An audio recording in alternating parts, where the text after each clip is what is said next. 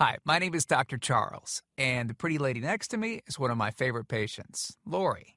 And between us is my dog, Dolce. Now, I've got somewhat of an unusual weight loss tip to share with you today. A tip that's been right under our noses our whole life. Literally. It's also one of the most important tips that I've shared with my patients in the clinic here in Fishers, Indiana. It's a very simple tip that could help you quickly lose 1 to 2 inches from your belly in under a week. Now, I need you to listen very closely. This video contains one of my biggest fat-burning secrets. And I don't know how long this video will be up, so please be sure to watch it from beginning to end while it's still here. Okay, so you're probably thinking to yourself, listen, I've tried every diet known to man. I've given it my all, and it just keeps coming back. Well, let me stop you right there. This is not some magical weight loss pill.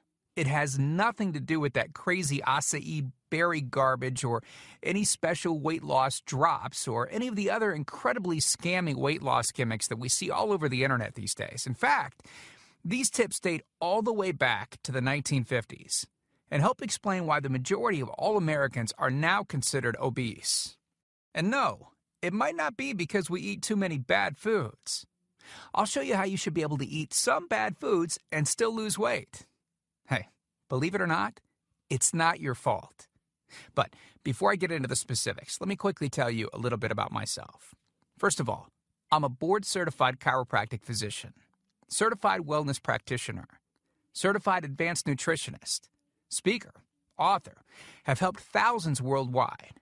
One more thing, before we go any further, let me tell you about someone that I'm extremely proud of, a patient of mine named Lori. Now, she was your typical working mom with 3 children to take care of. Yes, I said 3. Lori was my guinea pig at the beginning and helped me create this program.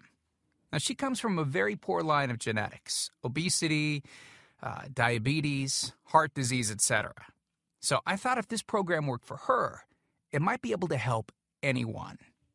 This one specific tip that I'm about to share with you helped Lori lose 2 inches from her belly, lose 8 pounds in only 9 days, lose 2 inches from each thigh, lose 3/4 of an inch from each arm, drop 3 dress sizes.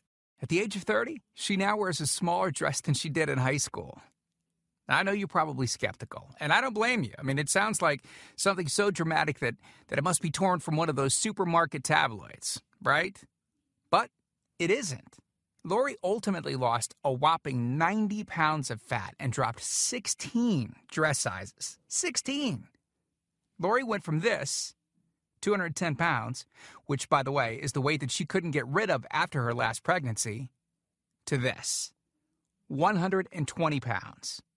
And she achieved all of this without counting calories, without starving herself, without killing herself at the gym, all while still eating all the foods that she likes, like raspberry cheesecake ice cream, which she absolutely refused to give up.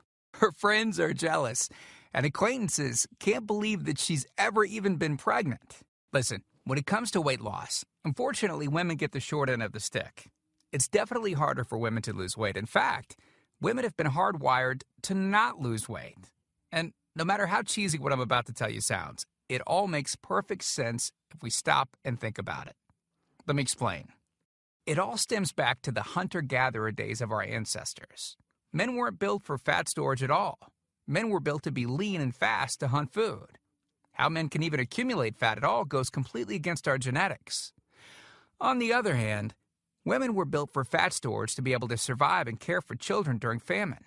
Their essential minimal fat stores are many times higher than men. Women were built to accumulate as much fat as possible and to not lose those accumulations for childbirth, milk production, and child rearing. Now, unfortunately, we've been built to survive, not to look good.